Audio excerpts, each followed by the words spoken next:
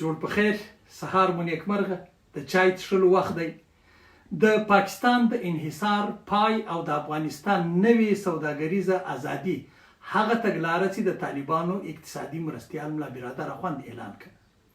افغانستان د پاکستان له انحصار وځي د نوو سوداګريزو لارو پرانستل د اقتصادي خپلواکي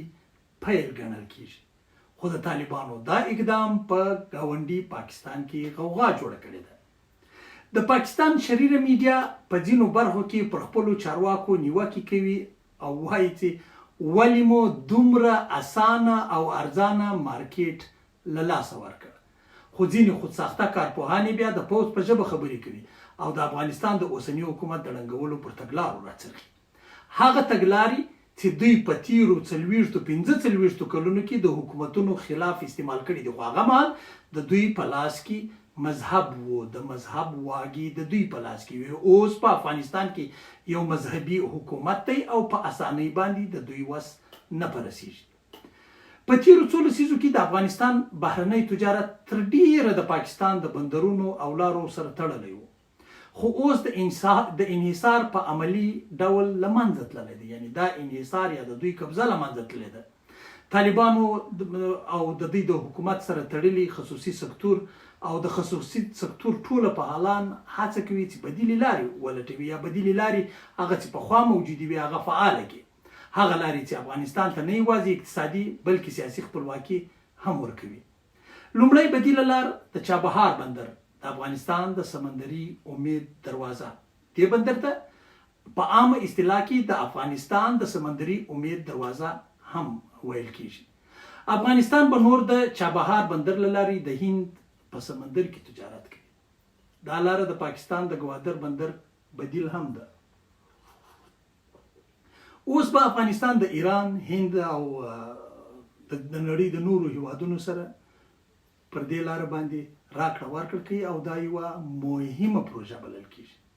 له دې لارې به د هندوستان بازار ته د افغانستان وچې میوې زعفران قیمتي ډبرې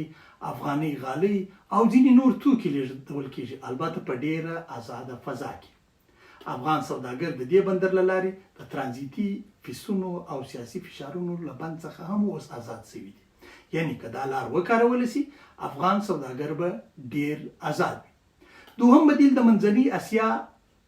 لارې دي هغه لارې چې نوي اقتصادي رګونه بلل کیږي اوس افغانستان د شمال له لارې د ترکمنستان ازبکستان او تاجکستان سره ژورې اقتصادي اړیکې لري او جوړې کړي دي د اکینې او تورغونډۍ بندرونه اوس د تیلو او غلو د وارداتو مهم مرکزونه دي په دې باندې هر افغان خبر دی دېرش ورځې شاوخوا یعنی یوه میاشت پاکستان خپلې لارې بندي کړي دي خو موږ د غلو او دانو له کمبود سره نه یو مخامخ شوي د ترمز او مزار شریف د اورګاډي پټلۍ د منځنۍ اسیا د توکو د انتقال خوندي او ارزانه لاره ده د هوایي دهلیزونه چې د ترکیې او اروپا مارکیټ ته د افغانستان میوې او توکي رسوي دا د افغانستان د جمهوري حکومت پر مهال باندې د دروازې پرانیستل شوې په دې کې ډاکټر صاحب اشرف غني ډېره هڅه او مرسته کړې وه نو دا یوه بله بدیله لار ده د چین د واخان لاره راتلونکی ستر اقتصادي فرصت دی د واخان دهلیز د خلاصون بحثونه د طالبانو او چین ترمنځ روان دي ښایي تاسو به هم تر ډېره پورې په دې باندې خبر یاست که دا مسیر پرانیستل شي او دا لاره خلاصه شي افغانستان به د ورېښمو له لارې د دغې نوې نقشې سره وتړل شي دا به نه یوازې دا چې د سوداګرۍ دپاره مهم یوه لاره وي بلکې هندي سوداګر به افغانستان ته رامات کړي او د هندي ټکنالوژي لپاره به موږ په افغانستان کې مارکیټ ولرو او به موږ له هندي ټکنالوژي سره یا د نړیوالې ټکنالوژي سره بلد شو د افغانستان اقتصادي ګټه د شریک ګاونډي پاکستان له تاوان سره مخامخ تړلې ده د بدیلو لارو فعالېدل افغانستان ته څو مستقیمې ګټې لري د ترانزیت او وارداتو لګښتونه شاوخوا 10% راکموي افغان حکومت د ګمرکي عوایدو له لارې خپلواکي ترلاسه کوي یعنی عایداتي لا نورې سرچینې ترلاسه کوي پر تعرفې به دوی پخپله لګوي له دې سره به تړلې نه وي چې پاکستان څه وایي سوداګر نور د پاکستان د سیاسي فشار څخه خلاصېږي د سرحدي بندر څخه خلاصېږي د خنډ او ځنډ له خطره خلاصېږي سیمه ییز هیوادونه لکه ایران ترکمنستان او چین د افغانستان له ثبات سره اقتصادي ګټه لري نو همکاري به لا نور ډیریږي دوی به د افغانستان د اقتصاد سره سره د افغانستان په امن کې هم خپل رول لوبوي. دوی به هغو ډلو ته اجازه نه ورکوي چې په افغانستان آرامه کړي، لکه په تیر کې چې دا کارونه کړي. خو چې کله د دې اقتصاد له افغانستان سره وتړل شي، د دوی لپاره افغانستان مارکیټ شي، نو بیا دوی په افغانستان کې له هر ډول منفي لاسوهنو څخه هم ډډه کوي. نو دا افغانستان ته یو ټیکاو او سوله راوستلی شي. سیاسي او ستراتیژیک پیغام د دې د ملا برادر اخوان د دې وروستي اعلان یا د طالبانو د حکومت د وروستي اعلان دا دی چې د دې بدیلو لارو فعالول یو روښانه هدف ته افغانستان رسوي. افغانستان نور د یوې واحدې لارې محتاج نه دی. هغه هیواد چې څو لسیزې د پاکستان له لارې د ترانزیت او صادراتو تابع و، اوس د سیمه ییزو دهلیزونو له لارې خپلواک کیږي یا خپلواک سوی دی. البته که دا پریکړه عملي سي، دا بدلون د افغانستان ته د اقتصادي او سیاسي خپلواکۍ یوه نوې مرحله پرانیزي. داسې مرحله چې د هیواد د ملي ګټو متوازن سیاست او واقعي خپلواکي به پکښې نغښتې وي. نو په افغانستان کې د طالبانو حکومت دا لارې دوامداره که وساتلی شي یا یې وساتي، نو یوازې د خپل اقتصاد پرمختګ او ازادي د ترلاسه کولو سره سره به افغان ولس ته هم ډېره لویه ګټه ورورسېږي. مالونه به په ارزانه بیه ترلاسه کړي.